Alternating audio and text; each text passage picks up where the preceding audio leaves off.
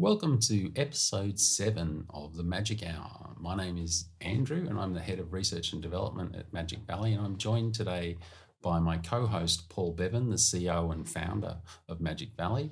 And we have a special guest, Vijay Kumar, who's the senior. We have a, and we have a special guest, Vijay Kumar, Dr. Vijay Kumar, who is a senior bioprocess engineer at Magic Valley. So, Vijay, I've introduced you as a bioprocess engineer, but do you want to tell us what a bioprocess engineer is? Yeah, sure. Bioprocess engineering is very similar to sort of chemical engineering, but it's just trying to produce a biological product through a process that involves various stages. So typically, there's a upstream stage, and then there's a downstream stage, and we have a whole host of different pieces of equipment that enable us to, for instance, in our case, grow our cells of interest and then harvest our cells and use them for our final product. Bioprocess engineer is involved in pretty much every aspect of this process.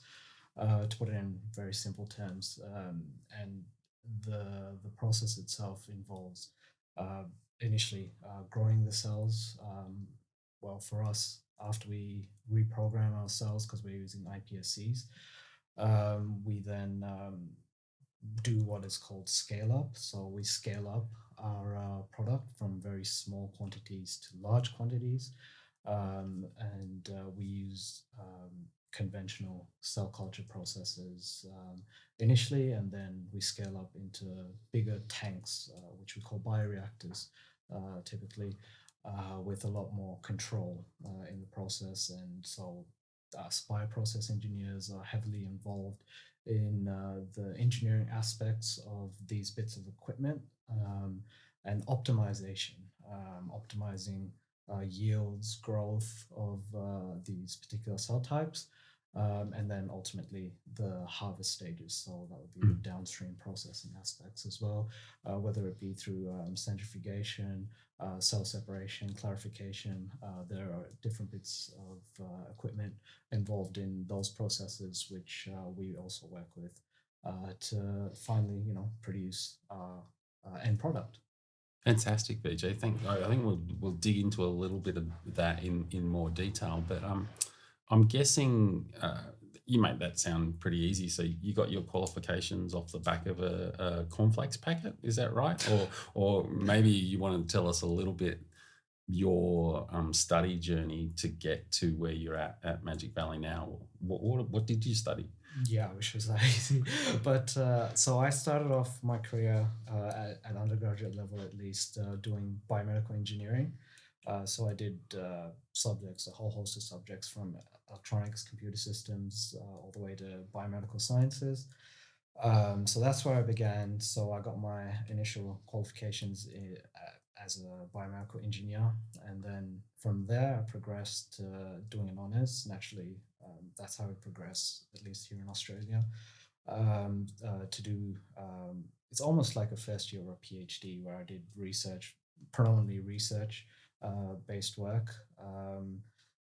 In the Department of Anatomy and Developmental Biology, so a bit more biology focused, but with stem cells and bioreactors. So I did a lot of. Not at all relevant for Magic Valley. Oh, yeah, of course not. The only thing that I was missing there was probably iPSCs. So I was working predominantly on adult stem cells. So during the early stages of my career, I worked a lot with regenerative medicine applications. So using stem cells for various gene therapies, cell and gene therapies. Um, so from there, I moved to the UK in UCL, University College of London, to pursue my PhD. Actually, I don't think you said where you were. Where did you start? What was that university? Oh, right. So Swinburne, University of Technology, right here in Melbourne. And then immediately after that, well, during the course of that the engineering degree, I had to do a work placement as well in the final year, which I did at CSIRO. Uh-huh.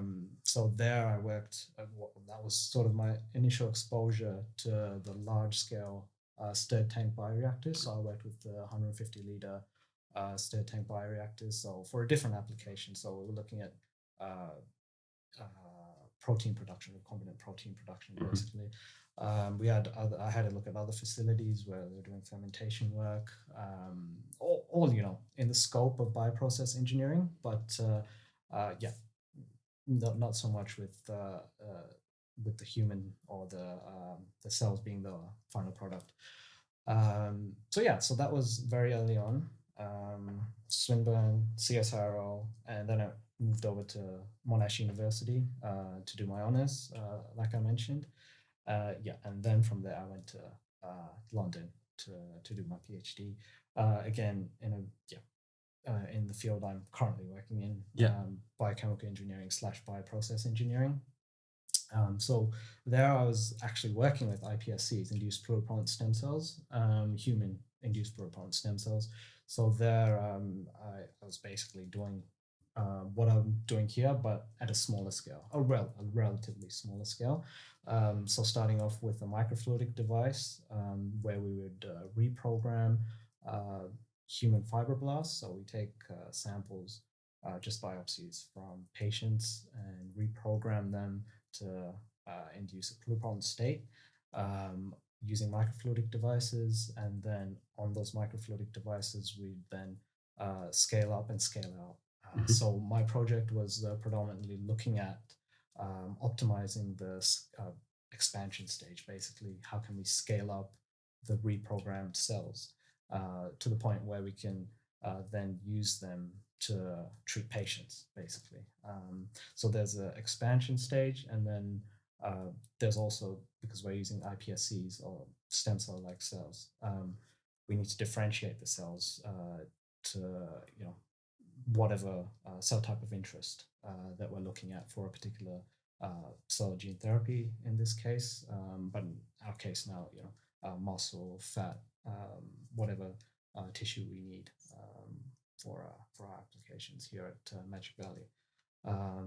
But yeah, during my PhD, I worked predominantly on the scale up process, optimizing the parameters for scale up, doing a lot of CFD modeling work, and CFD. a CFD. Okay, so a CFD stands for computational fluid dynamics. Yeah. So it's a software based um, tool that allows us to virtually simulate conditions that we see in, say, a bioreactor, Mhm. for instance.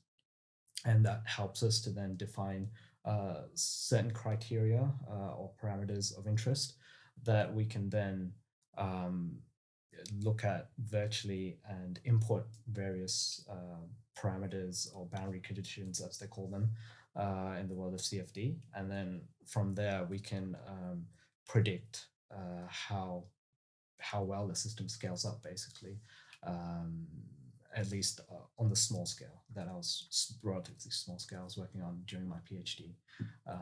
But now, yeah, we've got a much bigger uh, task at hand. Absolutely.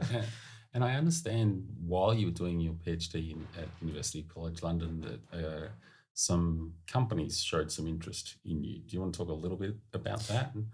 Yeah, absolutely. So during, I think it was my second or maybe third year, there was a company that I worked with, a startup. So I've worked with a number of startups. So the first startup I worked with was a company, back then at least, they were formerly called Hack Science, a company that was looking to automate a lot of cell culture processes, because the process of culturing or growing up these cells is quite a laborious one at present, just in the lab at a bench sort of scale until you get them into bioreactors.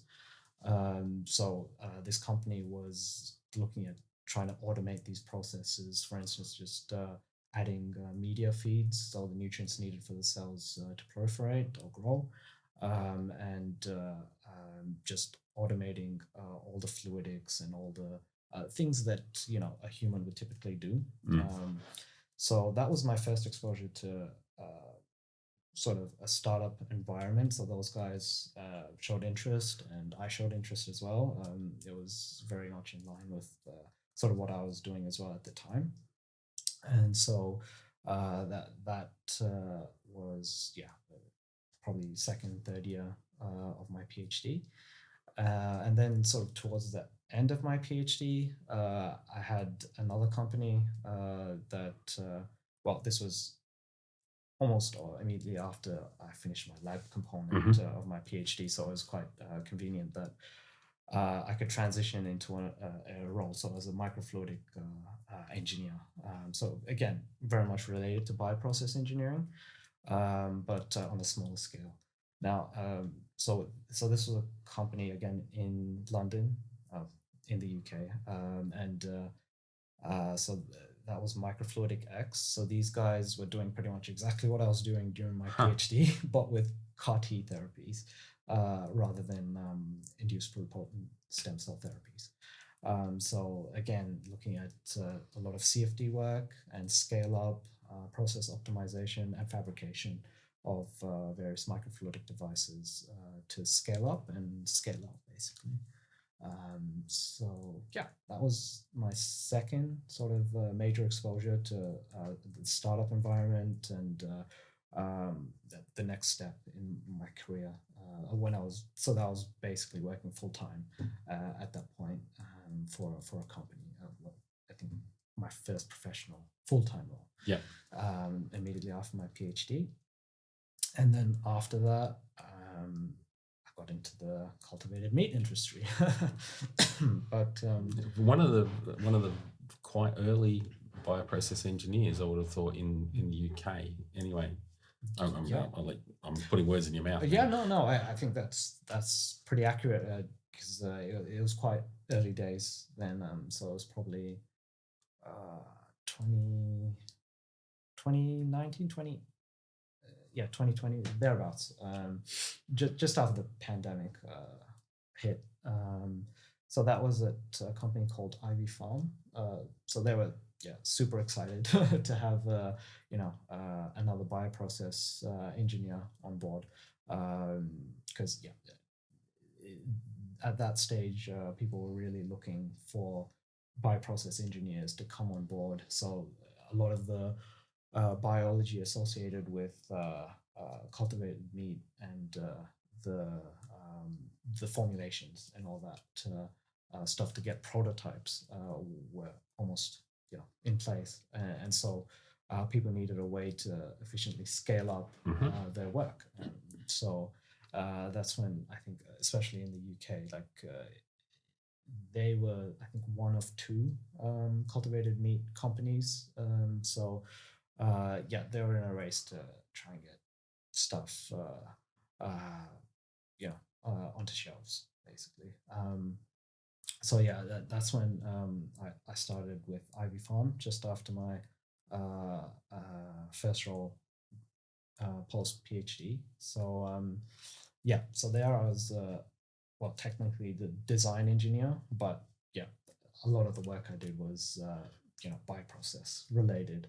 A lot of the work again was related to bioreactors, acquiring pieces of equipment, building custom bioreactors for the cultivated meat industry because the needs are quite specific.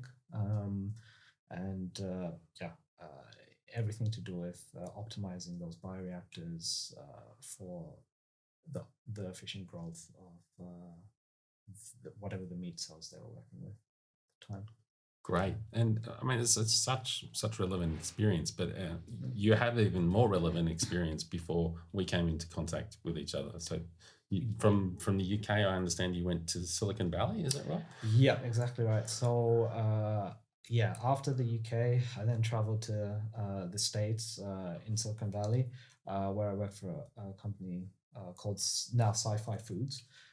So there again, I did pretty much the same thing, same role, looking to work on their bioreactors, optimizing the process, a lot of PD or process development work that was involved in the sort of scale up and scale out of the product. So yeah, very much heavily involved in yeah the sort of optimization and scale up aspects at both companies, and yeah, was exposed to a lot of the sort of challenges and things that was specific to the cultivated meat industry that needed to be addressed from an engineering perspective, which was really good. Fantastic. And so I first heard of you from a good friend and ex-colleague of mine, Professor David Haylock, and he said, Andrew, I've got this guy, he's looking to come back to Melbourne, and he might have some experience that's relevant for you. Um, do you want to talk about why and how you ended up back in Melbourne at Magic Valley? Yeah, sure. So I grew up in Melbourne, so in the southeast suburbs. Since I was one, I've lived there, and so I always intended on coming back to Melbourne at some point, hopefully to settle down. So when I was in America, we ended up having our second child.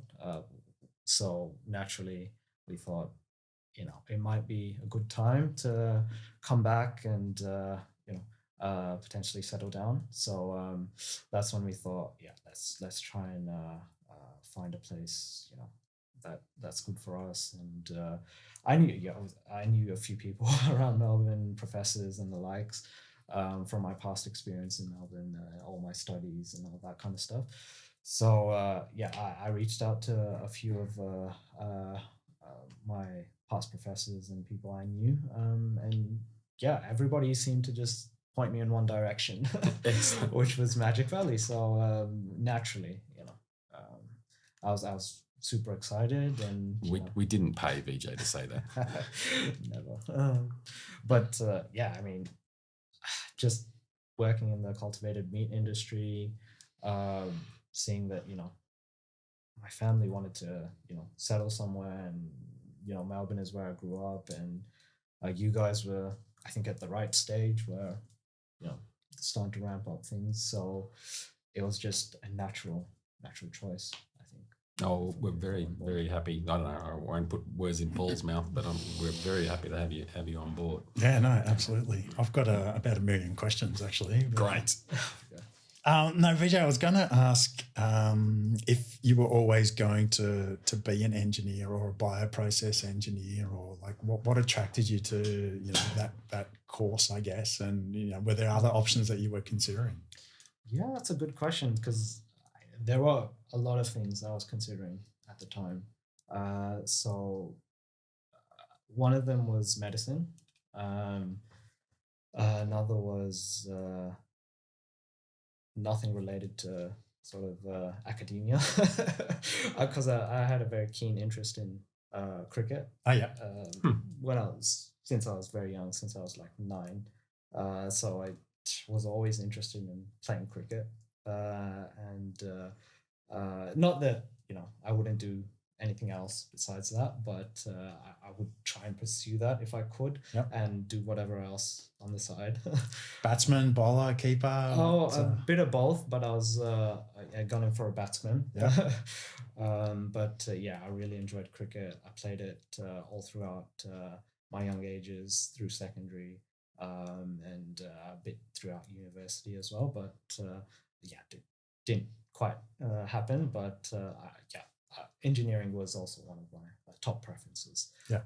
Because I think, yeah, I come from a line of engineers and Okay. doctors.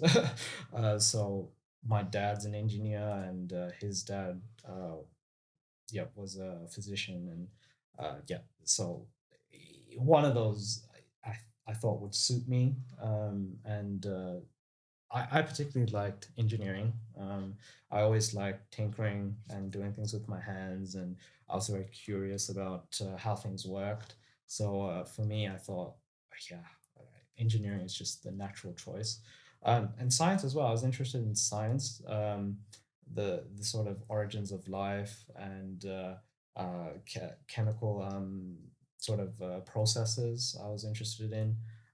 So yeah, I thought chemistry, science, engineering, all of those things, chemistry, science, and mathematics, because I was very interested and quite good at mathematics.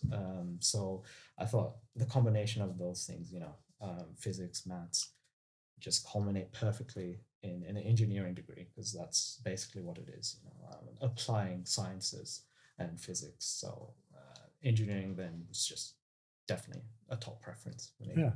Yeah, great. I mean, we've spoken previously about setting up the Magic Valley basketball team. We might need to get an indoor cricket team going Absolutely. as well. Just on that, Vijay, in terms of applying your learnings, when did you, I guess, get interested, or was there an aspect of medicine or applying your scientific skills that you really wanted to get into? I know you mentioned you worked initially in like human cells. Was there something that was really motivating to you with it, like within that area? And then I guess the follow-up question to that is, sort of when did you get interested in the cultivated meat space? Did cellular agriculture kind of find you, and now you've like pursued that, as you mentioned before, like through various countries and companies? Or was it something that you found and thought, oh wow, this could be, what I'm doing could be applied over in this space? So initially, like, I just wanted to do something to try and improve human health, try and help fellow mankind, that kind of stuff. That was predominantly what I was interested in. So I thought medicine is just a natural option, but then given my tendencies, to work, like working with my hands and that kind of stuff, I thought engineering could also be a good avenue for that. There was bioengineering, there was biomedical engineering, so all of which, are avenues in which I could use to help with human health, because sure, there's doctors out there and nurses and all that, but they all have bits of equipment that they use on a day-to-day basis. So biomedical engineering was something I levitated to naturally, because without that equipment, modern medicine wouldn't exist, basically. So I thought if I could make some advancements potentially in that area, or contribute in some way to that field, I could do so with my engineering expertise, I thought. But similarly with regenerative medicine, cell and gene therapy, they always need engineers as well. So with bioreactors and the like. So that was sort of what I was more interested in later on when I saw the potential of stem cells. So that's what I really got interested into that. But when it came to cultivated meat, again, so I always had this urge to, help improve human health, help mankind. So I guess, like you said, it's not something that I consciously went after. That if I knew about it, maybe I would have. I didn't really know too much about it at the time. I knew about plant-based meats and all that kind of stuff. I thought, yeah, it's a good alternative, but it's not the real deal, right? So I thought, I was just going to focus on my thing, but then I had people reach out to me, and then I saw more sort of news articles, and got a lot more information about the cultivated meat industry, and the potential to help humans, and provide nutrition basically worldwide in an efficient way, was astounding. The potential for cultivated meat, right? So I thought, hey, this is on a par with helping someone in a hospital, or so I thought, yeah, why not give this a try? Because the challenge for cultivated meat is, I think, folds greater than potentially for regenerative medicine purposes, given the scale that we need to achieve to be able to make a significant impact. So I thought, yeah, I love a good challenge. So why not give it a try? And I really enjoyed it. So yeah, I'm glad I did.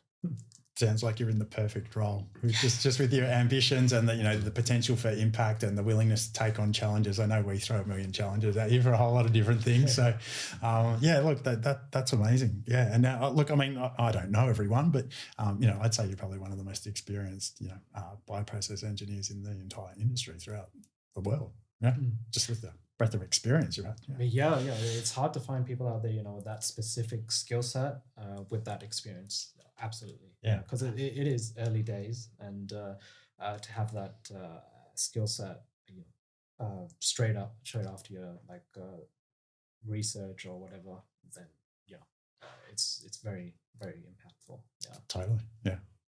So we're very lucky to have you, Vijay. Happy to be. So Vijay, look, you talked a bit at the beginning about what bioprocess engineering is, what scaling up, etc. Could you give us a few more definitions? What's the difference between scale up and scale out? Maybe just explain a little bit more in detail. Well, I think it's pretty obvious why scaling up is super important for cultivated meat production, because more product means more people can eat. Doing things at small scale and large scale, is it greatly different? I think I've asked you 3 questions there. I'll probably stop and let you answer. It's very, very relevant. So sort of scale up and scale out. Scale up is when you basically take a system and replicate the system at larger scales. So basically geometrically scaling up that system, so you can achieve greater volumes, get greater biomasses, and great product yields ultimately. Now, scaling out would be when you get to a certain stage and you, for whatever reason, can't scale up further, and then decide to scale out, which basically just means taking that one system and making multiple same versions of the same system to then produce more biomass, but in a modular sort of fashion. So that would be the key difference, I'd say, between scale up and scale out. Okay. So if I was to put it in my words, it would be, you could scale up a restaurant and have 1,000 people that you feed in your huge restaurant, or you could have 10 restaurants that feed 100 people that are all exactly the same. That's basically what you're talking about. Essentially, yeah. In a nutshell, definitely. So when it comes to, did you mention the challenges? Yeah, absolutely. And whether or not, how similar are the processes at small scale versus large scale? Right. Yeah. So in some cases they can be vastly different. Just the pressure differentials. If you're talking about a stirred tank like a tubular vessel, just the pressure differences, the environment in which the cells are in a small scale versus a large scale can be vastly different. The one key factor that we look at is shear stress. So the environment which the cells grow in is a mixed system. So we have continuous mixing. So if we're talking about cells that are growing in suspension, that is cells that are not sticking to a particular substrate or surface to proliferate or grow, and they're just freely floating around in the medium, then they're going to experience some level of stress, or shear stress, as we say, as a result of the mixing, because we need to make sure that in whatever system we put the cells in, they have sufficient nutrients and growth factors, etc., to aid their growth, basically. So in order to enable us to do that, we have what we call stirred tank bioreactors. Can I just jump in there? So just for those people listening that are thinking, what the hell's a stirred tank bioreactor? The way I think about it is like a big cylinder, a big tank, like almost like a swimming pool or a brewery tank, but it has like an upside, it has a pole that comes down from the top with like an airplane propeller Yeah. at the bottom that mixes the cells around. Is that Yeah, that's kind of right? That's a really good way to describe it, actually. Yeah, yeah. So you can actually visualize, what's going on there. So you've got this impeller, basically, sort of towards the base of this tank. And as that rotates, you obviously get mixing of the fluid. And so that provides the cells with a homogeneous microenvironment to grow in, which is what they want. So all the nutrients within the media is being evenly distributed. So that's what we're trying to go for, get an even distribution of all the critical components in the media. So when that happens, the cells are going to experience a level of stress, shear stress, as we say. And as we scale up from a small scale to a large scale, that shear stress increases quite significantly. So that's one of the key criteria that we look at when we're scaling up to larger scales. And there are a bunch of other parameters as well that we look at. Cells need to respire, so they need oxygenation. So we look at dissolved oxygen content. So within this tank, we have one central hole, usually like you described with an impeller, but we have several holes around the perimeter as well of the top, or the head plate, as we like to call it, which we can insert probes into. So we have various probes which we insert into the fluid, like dissolved oxygen. So they're basically just sensors that help us give us indications of what the oxygen levels are within the medium that the cells experience. So like I said, oxygen is one of the key parameters. So if they're not getting enough oxygen, or they're not expelling enough of the carbon dioxide, which they produce as waste product, it's all toxic to the cells. So maintaining that environment is very critical. So we use other parameters like OTR, so oxygen transfer rate, is what that is. And we use the coefficient, the sort of KLA is another value that we use to help us predict scalability as well, to see how well can the cells be oxygenated, basically at a small scale versus a larger scale. And there are a bunch of other parameters as well, like mixing time and other parameters that aren't as important. But another key one is power to so the PV value, we call it power to volume ratio. So how much power goes into the impeller for mixing, basically, and we can use this as another method to scale up our processes. So basically fixing a certain parameter and seeing if we can keep it consistent over from a small to a large scale, to be able to replicate or mimic what's going on in a small scale in an optimal environment versus a larger scale. So basically, it takes a lot of measurement, a lot of careful understanding, changing things in small stages to some extent, and making sure that things aren't heading off in the wrong direction by being able to monitor what's going on in the inside the bioreactor. I don't know. I'm thinking about shear stress and the way to explain it, but as the propellant, as you're growing more cells, you need to mix a larger volume, so you need to push it harder, and it potentially spins faster, which creates more stress on the cells, or more shear stress, and because there's more cells in there, they're worth more money, so there's a lot more stress on the engineers and the CEO at that point as well, I'm guessing. Yeah, exactly right. So that's another good way to describe it. Just more mixing power needed, hence why the power to volume ratio comes into play. And another one is tip speed. So the speed of it's just a rough indication of shear rate. So when we scale up, the tip speeds are going to be higher because there's the greater demand, like you said, on mixing. So that's another parameter that we tend to. So the longer the propeller or impeller, the faster the tip speed's going to be. Exactly right. Yeah. So all factors that we need to consider. And it's also cell dependent, like whether the cells are growing in aggregates or single cells.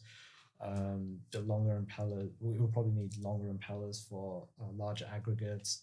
And it really depends. Cell type, the media we're using in some instances, viscosity, that kind of stuff. So there's a lot of factors, like you said, that come into play. A lot Yeah. to measure, absolutely. And look, some of the scales that are being talked about within the industry simply haven't been done before. So a lot's based on modelling, and you talked a little bit about CFD or computational fluid dynamics modelling. So how important are models, and is that the sort of thing that you rely on and you use as well? You stole my question, Andrew. That was going to be my question. Yeah, so with CFD, I think at a certain scale, it's quite crucial, particularly during the prototyping stage. CFD can be a very powerful tool. CFD helps us to not only predict scalability, but also optimize process parameters at a certain scale. So we can input certain variables like rates of consumption of a particular nutrient, production rates of waste byproducts, and we can model all these using CFD software. We can also estimate shear stress as well using CFD softwares. So I think, quite critical, particularly at sort of early prototype stages, when you want to build a bioreactor that is amenable to efficient cell growth of a particular type. But at the same time, that needs to be complemented with practical work, experimental results that sort of back up what the CFD results are showing, or rather real the other way world around. testing of the real model. world testing, exactly.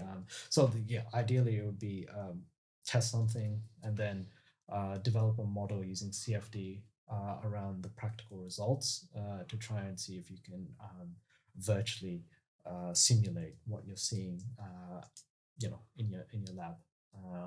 And then once we have that sort of prototype in place, then we can use that to then virtually scale up. So in the CFD model, we can then chuck in, bigger models, bigger tanks with the exact same characteristics of the smaller scale bioreactor or whatever cell culture device we're using, and then add in the values that we talked about earlier that we need to match to scale up efficiently, and then see if it's plausible to get to that scale, essentially. So super critical.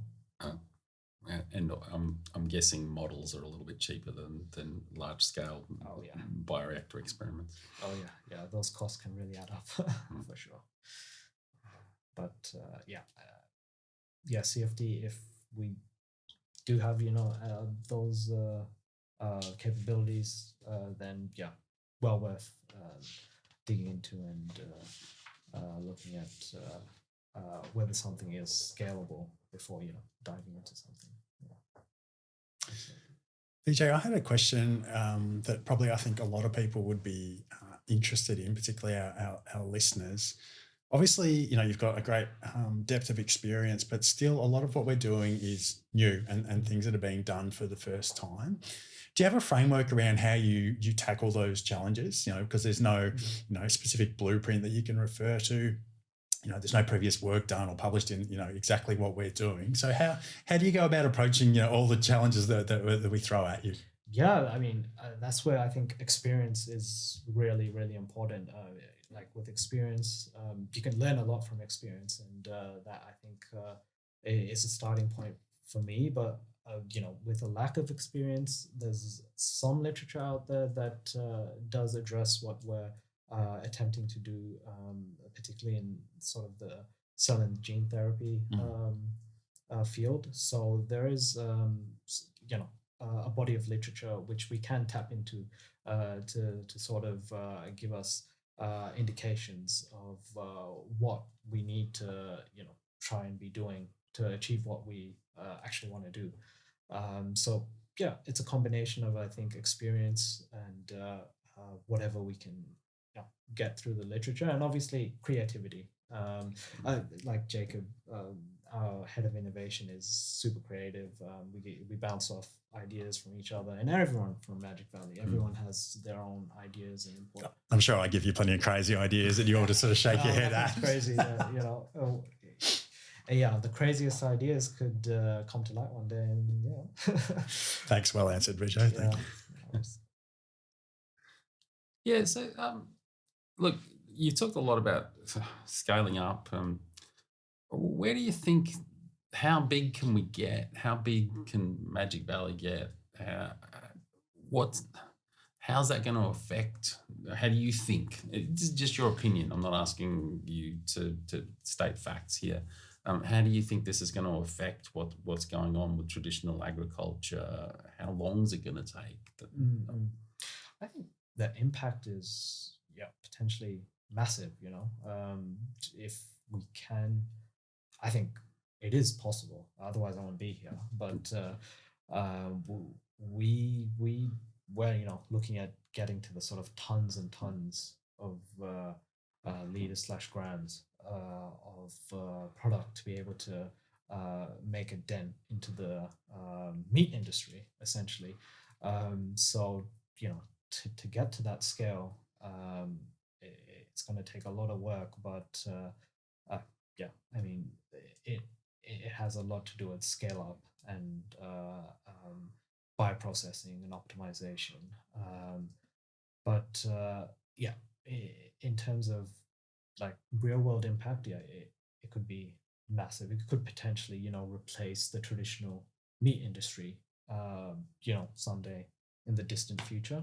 But for now, I mean, the goals would be to get a prototype product and get that, approved, and then we'll be at a certain scale at that point, which we can then build upon. So we'll have a process locked in, and then from there, like that's what I was talking about, the prototype stage. So we have that prototype fixed in, then we can invest potentially more into CFD work, scalability studies, and that's when we can really ramp up. And within a few years, we could potentially get to that sort of thousands of liters scale and beyond.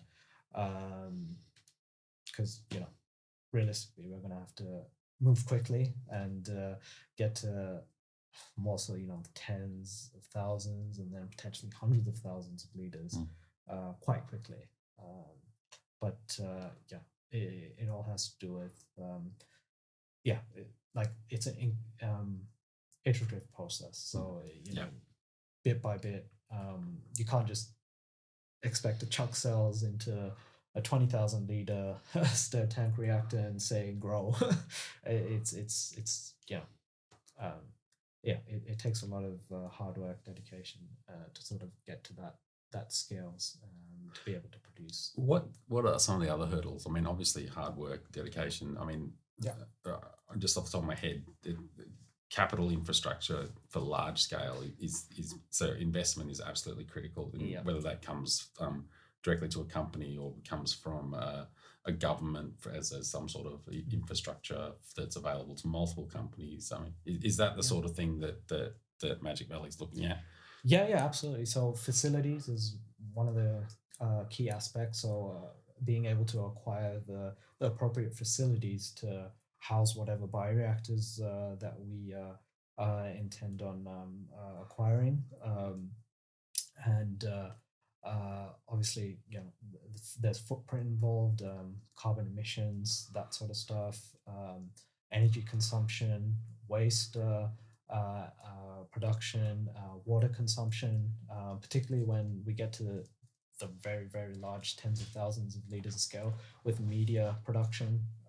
We're more than likely going to be making media in-house with just powdered product, custom-made media, completely serum-free. Now we're already serum-free, so we're already a step ahead. But media costs, driving down the media costs is one of the other key factors that I think we definitely need to focus on. And like you said, infrastructure. Important to have the right type of infrastructure and funding. Obviously, we need a lot more funding to be able to get past these hurdles. Yeah, no, that all rings very true to me, Vijay. Yeah. Vijay, I wanted to ask you just a slightly off track there from what you were just talking about, but just your experience across obviously 3 different countries in terms of the UK, the US, Australia. I'm just wondering if you could talk a little bit about, I guess, the differences in work environment. I know a lot has also changed in that time in terms of the overall industry as well. But what's a work environment like in those different countries? Obviously, there's at least a handful of companies in the UK and Europe in general in the cultivated meat space. I know there's a lot of companies in the Bay Area in terms of cultivated meat, and we've got obviously a lot less here in Australia. So I'm just wondering, you could talk a little bit about the different, I guess, the work environments or work cultures, the availability of lab space and equipment, which I know is very different across the countries. Maybe even the regulatory environment. I know Europe is a lot more strict in terms of novel foods compared to here and in the US, and even just the number of competitors in the space, but also potential collaborators, I guess, and what that's like and how that's sort of changed over the past few years. Yeah, absolutely. So I guess I'll start with the UK. So the UK, when I started out, there weren't many cultivated meat companies at the time, but they've grown. So that there are a number of startups that are popping up. So a lot of them are spin-offs from universities as well. So a lot of people are starting to get into the industry as funding becomes more readily available. So there is funding, especially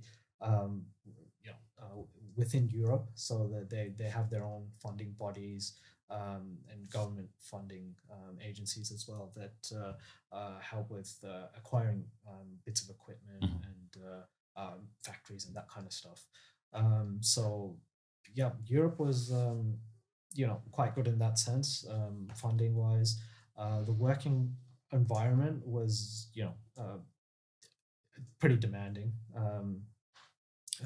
with the amount of work that generally needed to be done to secure that type of funding, because everybody wants a bit of that. So it's and similarly that's how it was in Silicon Valley. So in Silicon Valley, there's a lot of funding, probably more than in Europe, but there are so many more cultivated meat industries, and they just keep popping up everywhere. Looking at different types of meat, but all trying to get the same type of fundraising. Again, very demanding work environment as a result. Now that in the US there are products that are starting to go past FDA, USDA.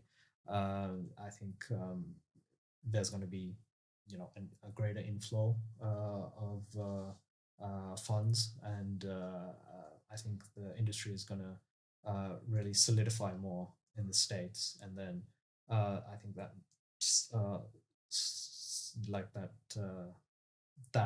that would help other industries like overseas in the UK and in Australia to sort of cement the role of cultivated meat globally. Well, the US is a huge market, isn't it? And a lot of other countries, particularly with regulatory things and other things, follow the US, whether it's even culturally, I guess, as well. Yeah, exactly. One other question, maybe the listeners don't know this, but as a founder, I talk to a lot of other founders within the industry. I think a lot of people think that we all we're competitors and we hate each other. That's not the case at all. We actually mostly all talk to each other. So just from your perspective, do you talk to other bioprocess engineers? Like, what's the environment there? Do you get to talk to people within the industry, or perhaps maybe you talk more to people outside of the industry, or previous people you've worked with? Yeah. Well, there were opportunities for collaborations, especially in the US. We talked because we were looking at microcarriers and other substrates to grow cells on. So there are a lot of opportunities there to sort of interact with other engineers / scientists as well. So we'd always be open to having conversations with them to help each other out, because because the industry is still young, and I think it's pretty important that people in the same sort of field help out each other as much as we can. So yeah, definitely. There are other companies that we outsource certain tasks to, and there'd be a team of bioprocess engineers and scientists there as well that we'd interact with, who are taking on board similar projects from other cultivated meat companies. So they use that experience from other projects as well to help other companies. So there's a lot of crosstalk there as well, especially in the States. Yeah. I mean, it's really great insight, because I think, the view from outside is, it's so cutthroat and everyone's protective of their IP, which, everyone is to an extent, but there's so many mission-driven and people involved in this industry, and there's so much, collaboration or unofficial collaboration or help or goodwill within the industry that, I think it would surprise most people, to be honest. Yeah, I think it's really great. Yeah, that's a really good point. Look, we're potentially running out of time here. Vijay, you're a natural at this. Have you had some previous on-screen TV experience? Maybe a little bit. Told me something about this. Yeah. So a long time ago, actually, I was on a TV show called Totally Wild back here in Australia. So during my primary school years, quite some time ago. You've dug that one out of the archives, Andrew. Yeah, but no, that was my first ever on-set sort of environment, and it was basically it was a science related show, so which was nice. I think the episode, it was for a single episode, but the episode itself was related to something to do with genetics from memory. I still have the VHS cassette tape somewhere back in my parents' place, which I could probably dig out at some point. But yeah, it was something related to genetics, and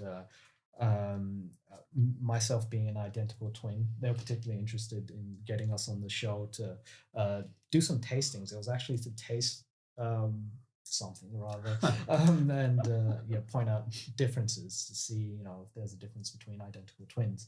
Wow. So yeah, that was an episode, and that was good fun. So days when you come to work or you don't feel like coming to work, you send your brother. Is that right? I wish I could. Well, if you have, we definitely haven't noticed. Keep an eye out for that now. Yeah. You won't be able to tell, trust me. What did your brother do, just out of curiosity? Is he an engineer as well? Yeah, so he did the exact same course I did. Oh, wow. Engineering at the same uni. And then he did some training while he tried to pursue his PhD in chemistry. So he has a fair bit of knowledge, overlapping knowledge. Yeah. That's amazing. Yeah. Oh, I think that's a great story to end on. And thanks so much for joining us today, Vijay. If anyone has any more questions about bioreactors or about what we do at Magic Valley, please feel free to contact us via our website, www.magicvalley.com.au, or listen to these podcasts. They're on YouTube, they're on Spotify, Apple Podcast app, and we also have LinkedIn, Twitter, Instagram, YouTube, and TikTok, so you can really follow what's going on at Magic Valley. And that's it for the Magic Hour today. Thanks so much, Vijay. Thanks, Paul. Great to have you back. And looking forward to the next episode. Thanks, Andrew. Thanks, Vijay. I'm off to get a VCR player so we can check out that tape. Awesome. Absolutely. Thanks, guys.